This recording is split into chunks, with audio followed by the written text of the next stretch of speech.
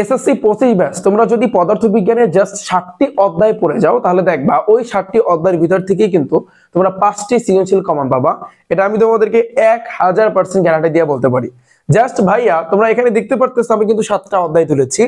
এই 7টা অধ্যায় যদি একেবারে ঠিকঠাক ভাবে যে কয়টা সৃজনশীল প্রতিটা চ্যাপ্টারের মধ্যে আছে এগুলো যদি পারফেক্টলি করে যাও তাহলে দেখবা এই 7টি অধ্যায় পড়লে এখান থেকে কিন্তু তুমি 5টা সৃজনশীল কমন পাবা। এটা আমি তোমাকে চ্যালেঞ্জ দিয়ে ভাইয়া বললাম।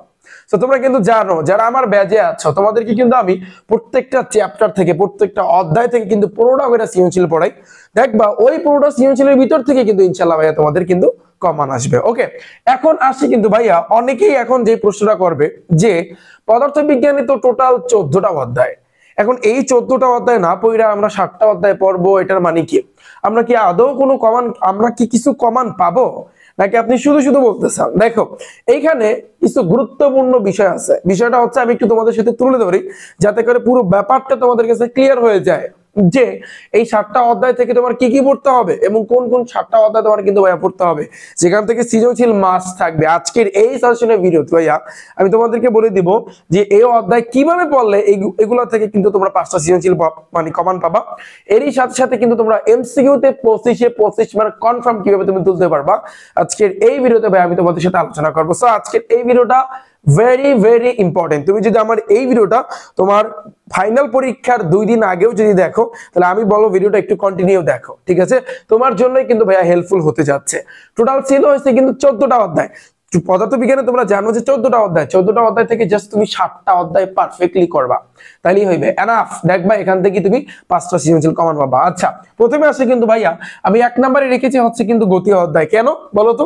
এর কারণ হচ্ছে গতি অধ্যায় তুমি যদি বিগত বছরের সৃজনশীল গুলোর দিকে তাকাও যেগুলা বিগত বছরে কিন্তু ভাইয়া আসছে 2024, 2023, 2022 একটু যদি দেখো বিগত বছরে, সো ম্যাক্সিমাম সৃজনশীল দেখবা এভাবে কিন্তু ঘরগার আকারে আছে, এইভাবে কিন্তু ঘরগার আকার আছে, তাই না? এভাবে আছে না? এখানে দেওয়া আছে ধরো বেগ আছে, আবার এখানে কিন্তু দেওয়া আছে তোমার সময় আছে, রাইট? এভাবে দেওয়া আছে কিনা বলো? একটু যদি বিগত বছরের সৃজনশীল গুলোর দিকে তাকাও, আবার অনেক সময় দেখবা এখানে ত্বরণ দেওয়া থাকে, ত্বরণ বনাম সময় দেওয়া থাকে, রাইট? আবার দেখবা এই এক টাইপের সৃজনশীল, আর এক টাইপের সৃজনশীল ধরো বাংলায় লেখা থাকে, বাংলায় ভাইয়া লেখা থাকে, এবং এই সৃজনশীল থেকে ধরো তোমার এখান থেকে অতিক্রান্ত দূরত্ব বের করতে বলে, 5 সেকেন্ড অতিক্রান্ত দূরত্ব বের করতে বলে, 15তম সেকেন্ডে অতিক্রান্ত দূরত্ব কিন্তু বের করতে বলতে পারে, 6ষ্ঠ সেকেন্ডে অতিক্রান্ত দূরত্ব বের করতে বলে। আবার ঘ নম্বরে বলে যে বেগ বনাম সময়ের লেখচিত্র অঙ্কন করো, অথবা ত্বরণ বনাম সময়ের লেখচিত্র অঙ্কন করো, বা এখান থেকে বেগ বের করো। সো এইরকম কোশ্চেন কিন্তু ভাইয়া করে থাকে, রাইট? কথা সত্য নাকি মিথ্যা? এই হইছে কিন্তু ভাইয়া তোমার গতি অধ্যায় সৃজনশীলের টাইপ। গতি অধ্যায় মোটামুটি ভাবে 3 থেকে 4 টাইপের সৃজনশীল আছে। তুমি যদি 3 থেকে 4টা টাইপের সৃজনশীল আমি শিখাইছি, আমার ব্যাচে যারা আছে তোমরা কিন্তু জানো, প্রায় 1000 স্টুডেন্ট কিন্তু আমার ব্যাচে আছে। তোমরা কিন্তু সবাই জানো যে এই গতি অধ্যায় যত টাইপের সৃজনশীল আছে একেবারে ফুল কমপ্লিট করে দিছি ভাইয়া তোমাদেরকে। সো তোমরা এই যে কয়টা সৃজনশীল আমি করাইছি ওই কয়টা সৃজনশীল দেখবা ওগুলোর ভিতর থেকে আসলে ওগুলোর ভিতর থেকেই আসবে, কারণ নিয়ম ভাইয়া কমান আসে, হুবাহু তো একটা সৃজনশীল আসে না, বাট দেখবা তোমার নিয়মগুলো আসছে। ওকে, সো এই হইছে কিন্তু ভাইয়া তোমার দ্বিতীয় অধ্যায় কি কি আসবে বা কোন টাইপের ভাইয়া সৃজনশীল আসতে পারে। আচ্ছা, এটা গেল আমাদের দ্বিতীয় অধ্যায়। এরপর আসে কিন্তু ভাইয়া যে কাজ, ক্ষমতা ও শক্তি, এই যে অধ্যায়টা চতুর্থ অধ্যায়, which is very very important একটা চ্যাপ্টার। বলতে পারো ভাইয়া এই চ্যাপ্টার থেকে কোন টাইপের সৃজনশীল আসতে পারে? তোমরা কিন্তু খেয়াল করেছো ভাইয়া কোনো বস্তুকে উপর থেকে নিচে যদি ফেলে দাও, হ্যাঁ, কোনো বস্তুকে উপর থেকে ধরো এটা ছাদের উপর থেকে যদি কোনো বস্তুকে এভাবে যদি ফেলে দাও তাহলে এটা একেবারে ভূমিতে গিয়ে পড়বে।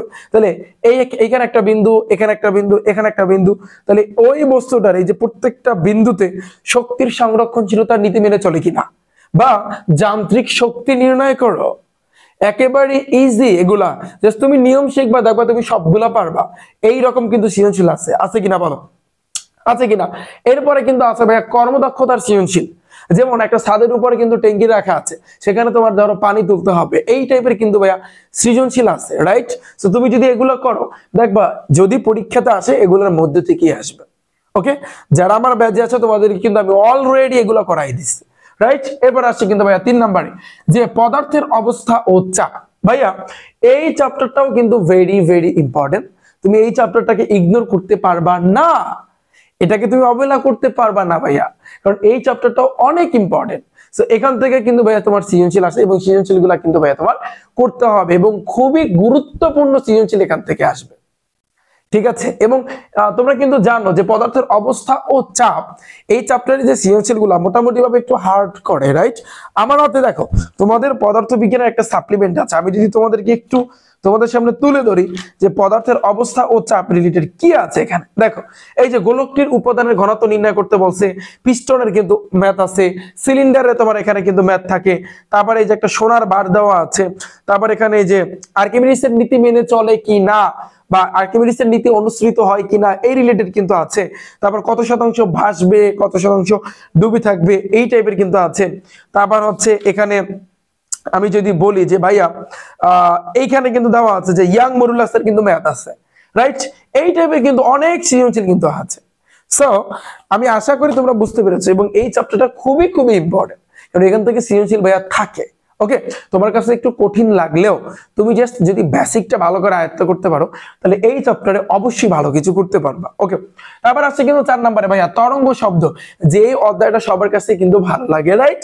তরঙ্গ শব্দ, হয়তো আমার তরঙ্গ আঁকাটা হয় না এখান থেকে, রাইট? সো এরকম কিন্তু ভাইয়া ম্যাথ আছে। সো এই তরঙ্গ শব্দ অধ্যায় যে একেবারে খারাপ স্টুডেন্ট তার কাছে কিন্তু ভালো লাগে, এখান থেকে কিন্তু আসে। এবার আছে কিন্তু 5 নম্বরে দেখো আলোর প্রতিফলন এবং আলোর প্রতিসরণ, দুইটা চ্যাপ্টার। তোমরা অনেকে বলো ভাইয়া তাহলে তো অধ্যায় হয়ে যায় 8টা, আপনি তো বললেন 7টা। দেখো আলোর প্রতিফলনের উপর আমি তোমাদেরকে চ্যালেঞ্জ দিয়ে বলতে পারি যে আলোর প্রতিফলনের উপর আমার 2টা ক্লাস আছে।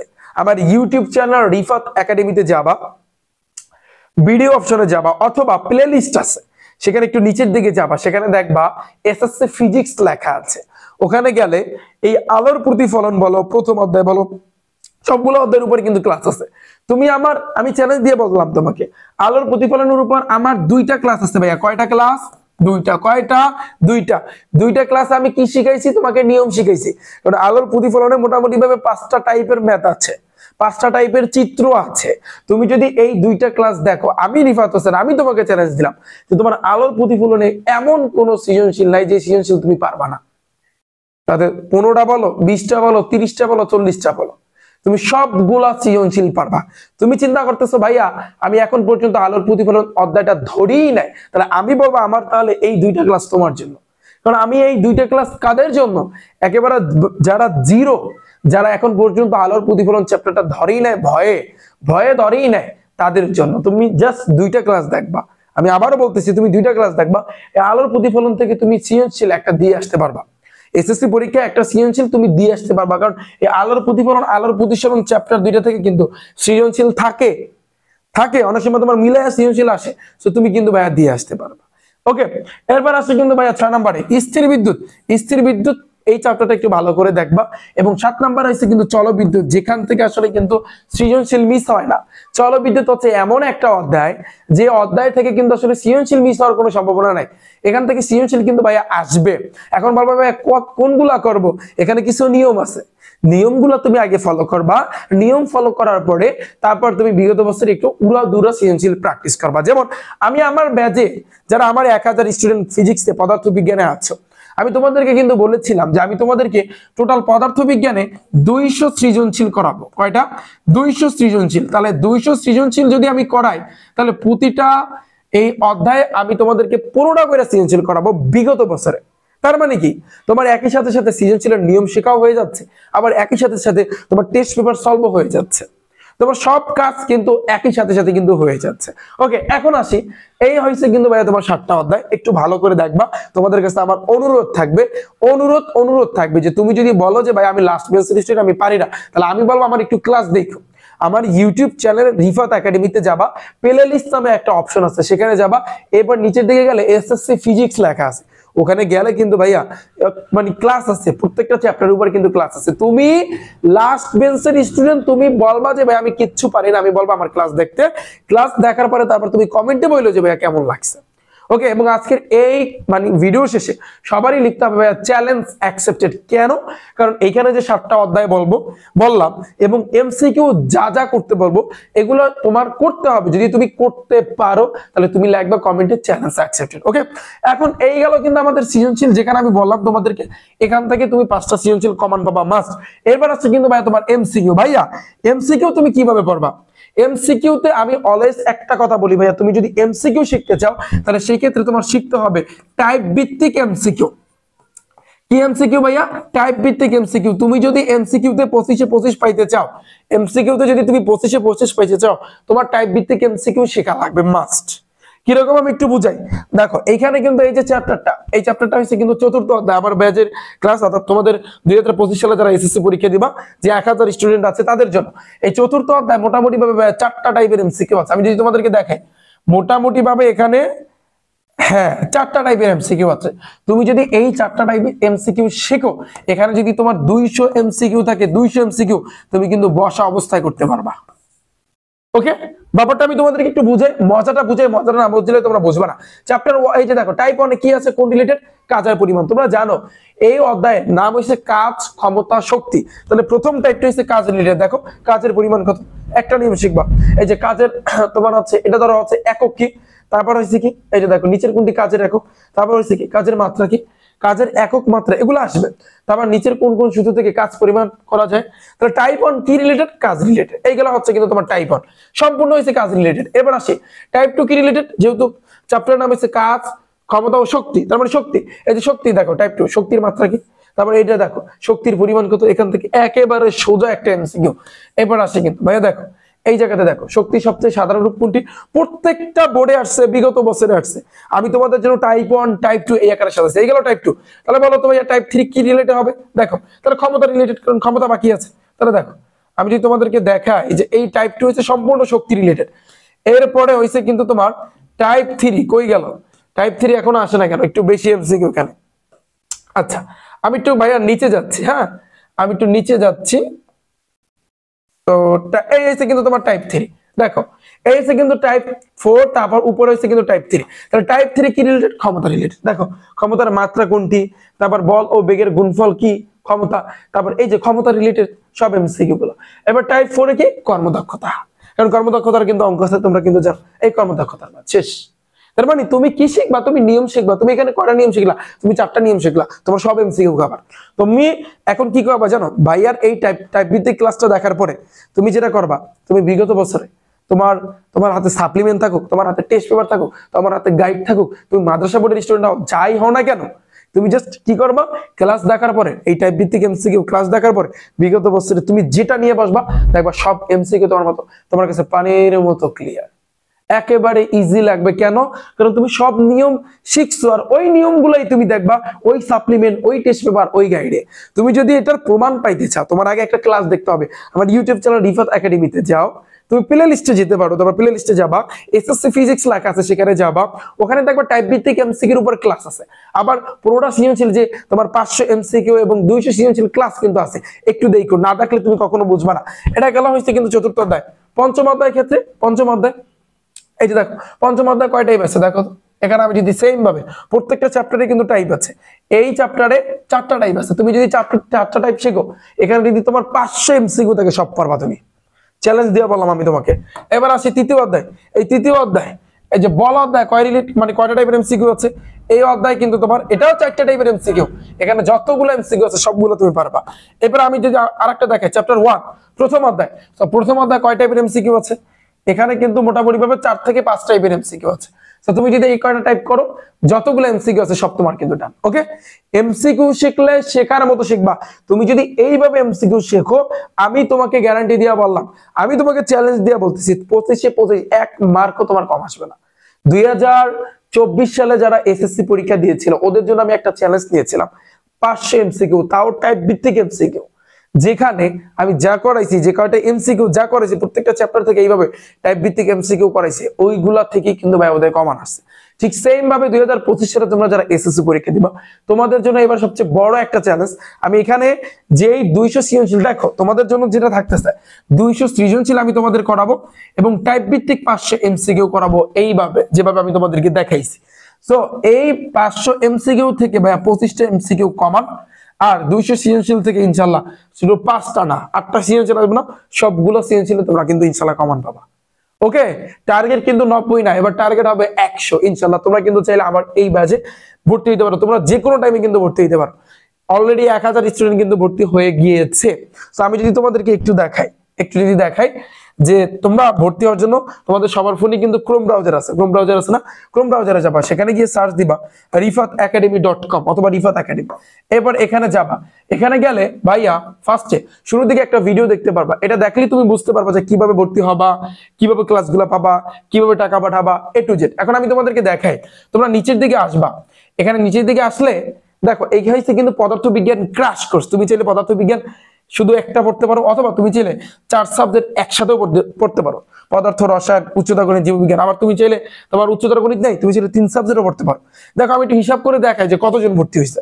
এখানে 4 সাবজেক্ট, যেখানে 4 সাবজেক্টে পদার্থ, রসায়ন, উচ্চতর গণিত, জীববিজ্ঞান 4টা বিষয় আছে। দেখো 555 জন স্টুডেন্ট ভর্তি হয়েছে, দেখাচ্ছি আমি। তার মানে কি পদার্থ বিজ্ঞানে 555 জন ভর্তি আছে। আচ্ছা, এবার আমি দেখাই এই 3 সাবজেক্টটা হিসাব করে দেখাই। এখানে ভর্তি আছে 157 জন, তাহলে ওই পাশে 555 আর এখানে 157, কত? মোটামুটি ভাবে হচ্ছে 700 স্টুডেন্ট। আচ্ছা, মানে পদার্থ বিজ্ঞানে 700 স্টুডেন্ট। এবার আসি মানে পদার্থ, রসায়ন, উচ্চতর গণিত সবগুলোতেই 700 স্টুডেন্ট। এরপর আসে কিন্তু ভাইয়া এই যে আলাদা চাইলে তুমি যদি ইচ্ছা করো যে না তুমি আলাদাভাবে শুধু পদার্থ বিজ্ঞান পড়বা, তাও তুমি পারো। কোর্সের ফি হচ্ছে মাত্র 510 টাকা। সো এক্ষেত্রে 320, তাহলে ওই পাশে 700 আর এই পাশে 300, টোটাল 1000 স্টুডেন্ট কিন্তু অলরেডি এই পদার্থ বিজ্ঞানে কিন্তু ভর্তি হয়ে গিয়েছে। ওকে, সো এখানে কিন্তু আলাদা আলাদা, অনেকে বলবে শুধু 320 জন ভর্তি হয়েছে, না এরকম না। সো কেউ আসলে 1 সাবজেক্ট পড়বে, কেউ 3 সাবজেক্ট পড়বে, কেউ 4 সাবজেক্ট পড়বে।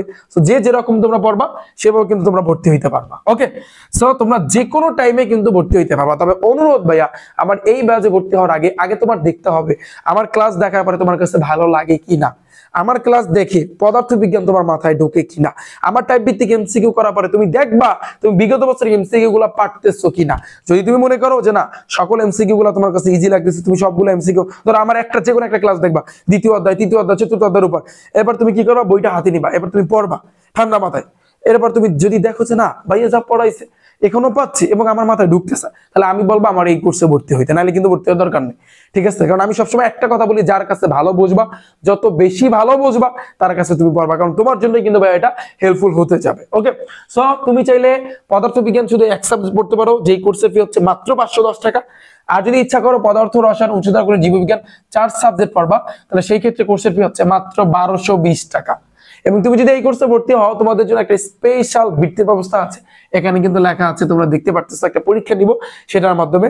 ওকে, আর যদি ভর্তি হইতে যদি কোনো সমস্যা হয়ে থাকে তোমরা এই যে হোয়াটসঅ্যাপ নাম্বার আছে আমার একটা 07490973225, এই হোয়াটসঅ্যাপে গেলে তোমরা কিন্তু মেসেজ দিয়ে তোমাদের সমস্যার কথা জানাতে পারো। ওকে, সো এই ছিল কিন্তু ভাই তোমাদের জন্য যে পদার্থবিজ্ঞানে জাস্ট 7টা অধ্যায় পড়বা আর এমসিকিউ গুলা এইভাবে তুমি পড়বা, টাইপ ভিত্তিক এমসিকিউ পড়বা, তাহলে দেখবা এগুলো থেকে ইনশাআল্লাহ একেবারে টার্গেট 90 না, টার্গেট হইছে 100। ওকে, সবাই কমেন্টে লেখো চ্যালেঞ্জ অ্যাকসেপ্টেড। যারা যারা পারবা 7টা অধ্যায় ফুল কমপ্লিট করতে, 7টা না 8টা অধ্যায় ফুল কমপ্লিট করতে এবং এমসিকিউ এই টাইপ ভিত্তিক ভাবে করতে, সবাই লাগবে চ্যালেঞ্জ অ্যাকসেপ্টেড, খেলা হবে। ওকে, তাহলে সবাই ভালো থাকবে, সুস্থ থাকবে, দেখা হচ্ছে পরবর্তী সাজেশনের ভিডিওতে। আল্লাহ হাফেজ।